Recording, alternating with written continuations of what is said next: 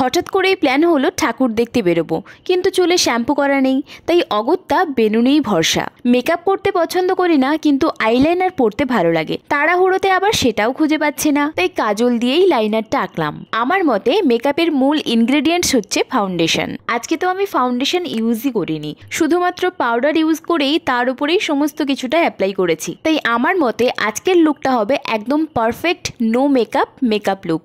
মেকআপে ছিটে ফোটাও না থাকার জন্য পুজোতে বেরোতেও কেমন একটা লাগছিল, তাই কি করব ভেবে ভেবে টুক করে একটু ব্লাশটাও লাগিয়ে নিলাম। আচ্ছা দেখে বলো তো কেমন লাগছে?